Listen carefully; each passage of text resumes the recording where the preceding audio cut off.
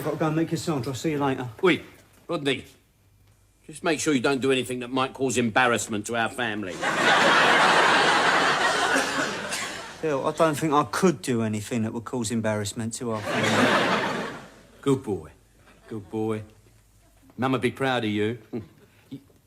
Mum. That's it, Rodney. I think I've just worked out a way of how we can get these down to Dirty Barry's. Here!